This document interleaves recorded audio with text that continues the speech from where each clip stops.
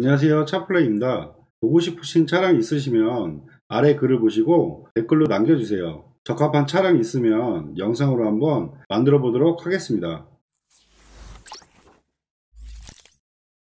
오늘은 저번 그랜저 HG 영상에 이어서 K7 차량을 한번 찾아볼 건데요. K7 차량은 그냥 K7과 더 프레스티지 K7이 큰 금액 차이가 없는 것 같아서 같이 비교하며 한번 찾아보도록 하겠습니다. 매물은 마찬가지로 수원 전체 매물로 검색한다는 점 참고하시면 좋을 것 같습니다. K7과 더 프레스 K7을 무사고 기준 휘발유차로 검색을 해보면 수원에는 총 45대 정도 나와 있는 걸 확인할 수가 있는데요. 가격을 저렴한 순서대로 나열을 해보면 400만원대부터 500만원대, 600만원대, 700만원대 다양한 금액들로 나와 있는 걸 확인할 수가 있는데요. 저렴한 400만원대부터 확인을 해보면 주행거리가 23만 킬로, 그리고 500만원대 정도 보셔도 18만 9천, 15만 킬로, 18만 킬로, 키로수가 상당히 많이 나와 있는 걸 확인할 수가 있습니다. 저 같은 경우는 소비자분들한테 추천을 해드릴 때 연식보다는 주행거리가 좀 짧은 차량을 많이 권해드리는데요. 그 이유는 주행거리가 짧은 차량이 연식이 좋고 주행거리가 많은 차들보다는 오히려 고장력이라 이런 건 없기 때문에, 그래서 주행거리를 좀 짧은 쪽으로 많이 선호를 많이 해드립니다. 하지만 K7 같은 경우는 엔진의 차이가 있기 때문에 약간의 주행거리 차이에서는 엔진이 틀린 부분에 대해서 좀 고민을 하셔야 되는데요. 우선 제가 추천해드리는 방식대로 10만 킬로 미만대를 검색을 해보면 10만 킬로 미만대는 두 모델이 9대 정도 나와 있는 걸 확인할 수가 있는데요. 저렴한 금액부터 확인을 하시면 650만원부터, 그리고 779만원, 790, 그리고 890, 900만원대까지 이렇게 나와 있는 걸 확인할 수가 있는데요. 처음부터 하나씩 한번 살펴보면 가장 저렴한 650만원에 주행거리는 92,000km, 모델은 11년형 모델에 10년 8월에 등록된 270 럭셔리 모델이신데요. 한번 내용을 살펴보면 검정색 모델에 내부는 스마트키라든지 내비게이션, 크루즈 컨트롤, 하이패스 룸밀러, 옵션은 K7도 마찬가지로 기본 옵션들이 상당히 높기 때문에 많은 옵션들이 들어가 있는 걸 확인할 수가 있습니다. 그리고 차량을 보실 때 가장 먼저 보실 사고 여부부터 확인을 하시면 사고 여부는 교체나 이런 거 전혀 없으시고, 그리고 중요한 오일 유수 이런 것도 전혀 없으신 차량으로 나와 있네요. 하지만 이 차량 같은 경우는 점검자 특이사항을 보시면 중요하신 좌우 커터 부분 판금, 앞 패널 꺾임 있음, 이런 특이사항이 있는 경우에는 무사고로 나와 있으셔도 나중에 판매를 하실 때 사고차로 명시된다는 점 참고하시면 좋을 것 같습니다. 가격이 650 정도 제일 저렴하게 나와 있긴 하지만 무사고라고 보기에는 좀 어려운 차량이기 때문에 이 차량은 좀 패스하도록 하겠습니다. 그리고 두 번째 보시면 779만원에 79,000km, 주행거리는 연식 대비했을 때 상당히 좀 짧은 거로 확인할 수가 있습니다. 근데 여기서 좀 고민하실 게 뭐냐면 지금 바로 밑에 있는 790만원짜리랑 좀 비교해 보시면서 보신 것도 좋을 것 같아요. 이유는 지금 금액이 11만원 정도밖에 차이가 안 나시는데 연식은 10년 5월 출고랑 11년 6월 출고, 그리고 여기서 중요하신 게 지금 12년 모델부터는 GDI라는 엔진이 바뀌었기 때문에 지금 금액 차이라든지 이런 걸 봤을 때 엔진이 바뀐 부분에 대해서도 한번 생각을 해보시는 게 좋습니다. 그리고 2.4 GDI 프레스 모델은 95,000km의 흰색인데요. 위에 주행거리가 79,000km에서 주행거리는 짧긴 하지만 불과 차이로 놓고 본다고 하면 지금 16,000km 정도 큰 차이는 벌어지지 않는 걸 확인할 수가 있는데요. 가급적이면 짧은 키로수를 많이 권해드리긴 하지만 이렇게 엔진이 완전 바뀐 모델 같은 경우는 구형 엔진보다는 좀 그래도 신형 엔진이 좀 낫지 않을까. 그리고 배기량이 2.4로 바뀌면서 연비라든지 이런 게 더 좋아졌기 때문에 가격이 11만원 정도 차이라고 하면 11년 6월에 등록된 차량, 그리고 95,000km, 주행거리도 연식 대비했을 때는 그렇게 많지는 않기 때문에 지금 두 번째 나와 있는 지금 779만원 차량보다는 790에 나와 있는 2.4 GDI 프레스티 모델이 더 낫지 않을까 생각을 합니다. 한번 내용을 한번 살펴보면 색상은 누구나 선호하는 흰색 모델이며 내부 상태를 보시면 이제 스마트키라든지 내비는 사제로 매립을 한 것 같습니다. 크루즈 컨트롤 기본적인 옵션 사항은 있고요. 그리고 접이식 밀러라든지, 그리고 열선 시트, 그리고 핸들 열선, 하이패스 룸밀러 기본적인 옵션들은 다 있는 거로 확인이 확인이 되네요. 근데 여기서 조금 의아한 게 프레스 등급이면 그래도 등급이 낮은 모델은 아닌데 시트에서 전동 시트가 좀 빠졌다는 거는 조금 아쉬운 부분이 좀 있는 것 같습니다. 중요한 사고 여부를 한번 확인하시면 사고 여부에서는 그냥 휀다는 단순 교체 있으시고 골격적으로 들어온 사고는 전혀 없으시고요. 그리고 5일 누수 상태 다 양호로 나와 있고요.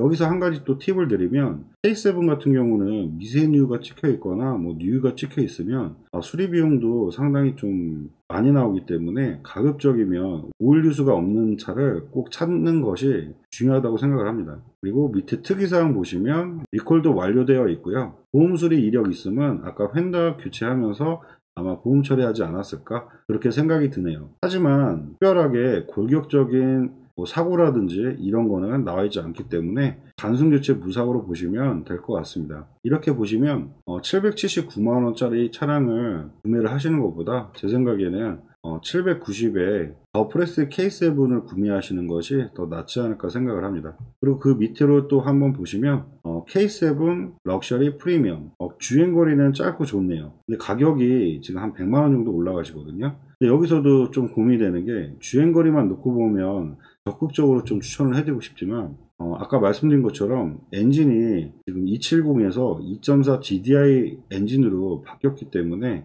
연식 비례했을 때는 95,000km짜리도 큰 주행거리는 아니기 때문에 사실상 두 대를 놓고 본다고 하면 저는 GDI 엔진으로 사시는 게 낫지 않을까 그렇게 생각이 드네요. 여기서도 밑으로 확인을 해보시면 지금 68,000km에 그냥 270 럭셔리를 사실 거냐 아니면 키로수가 지금 24,000km 정도 차이인데 모델이 12년 모델에 금액은 지금 9만원 밖에 차이가 안 나시거든요. 이제 899만원으로 색상은 다크 그레이색으로 검정색보다는 시세적으로 조금 빠질 수는 있지만 그래도 모델이 12년식에 엔진이 이렇게 GDI 엔진으로 들어가 있고 가급적이면 270 모델보다는 2.4 GDI 모델로 구매하시는 게 낫지 않을까 그런 생각이 듭니다. 내부적으로 한번 살펴보시면 내비는 그냥 거치 형식으로 지금 달아놓은 것 같고요. 통풍 시트, 열선 시트, 그리고 핸들 리모컨, 전자파킹, 그리고 전동 시트, 옵션은 상당히 많이 들어가 있네요. 선루프와 내비게이션 빼고는 지금 거의 옵션이 많이 들어가 있는 걸 확인할 수가 있는데요. 지금 사진상으로 보시면 타이어 상태도 상당히 괜찮은 것 같아서 차라리 아까 보셨던 890만원짜리 차량보다는 지금 보시는 차량이 더 나을 것 같다고 생각합니다. 그리고 성능 기록부도 한번 보시면 지금 교체나 사고 같은 거 전혀 없으시고요. 그리고 오일 뉴스나 이런 것도 전혀 없고 점검자 특이사항도 전혀 없으시네요. 그럼 이렇게 지금 차량을 보시면 지금 68,000km짜리 그냥 K7 270보다는 차라리 주행거리가 조금 타도 12년식의 9만 km도 큰 키로수는 아니기 때문에 2.4 GDI 프레스티 모델로 구매하시는 게 좀 더 나을 것 같습니다. 그럼 좀 더 살펴보시면 지금 이 두 대가 조금 고민이 많이 됐거든요. 왜냐면 주행거리도 거의 동일하시고 연식도 동일하십니다. 금액 차이가 지금 한 51만원 정도 이게 51만원 정도면 크면 클 수도 있고 크지 않을 수 있다고 생각도 할 수 있는데요. 근데 50만원 차이에 이 차량 같은 경우는 옵션이 상당히 많이 들어가 있더라고요. 앞에서 보셨던 옵션보다 더 많은 옵션 차이 때문에 제가 아까 890만원짜리 차량보다는 만약에 두 대 중에 차량을 선택을 한다 그러면 아까 899만원 차량보다는 또 다시 한번 이 차량을 선택을 할 것 같거든요. 그 이유를 정확히 설명해 드리면 우선 내비게이션이 이제 정품으로 들어가 있다는 점, 내비게이션 정품으로 들어가 있는 거랑은 50만원의 갭차는 충분히 벌어지고도 남습니다. 근데 여기서 한 가지 더 보시면 파노라마 썬루프까지 들어가 있다는 겁니다. 금액은 51만원 정도 차이신데 썬루프라든지 정품 내비까지 다 완벽하게 들어가 있기 때문에 만약에 좀 여유가 되신다고 하시면 아까 다크그레이색보다도 이제 검정색이 더 인기가 많은 차종이고 그리고 실내 옵션 같은 경우도 마찬가지로 통풍 시트, 열선 시트, 전자파킹부터 그리고 정품 내비, 그리고 썬루프까지 옵션이 완전 풀 가까이 들어가 있는 지금 보시는 차량이 가격적인 면이나 이런 걸 다 봤을 때는 금액 차이로 놓고 봤을 때 이 차량이 더 낫지 않을까 그렇게 생각을 합니다. 마찬가지로 사고 여부를 한번 보시면 교체나 이런 거 전혀 없는 차량이며 그리고 오일 뉴스나 이런 것도 전혀 없는 차량입니다. 그리고 점검자 특이사항에 돌격이나 이런 부위에 대해서는 나와 있지는 않고요. 조석 휀다 단순 판금 수리 흔적 휀다 같은 경우는 교체를 해도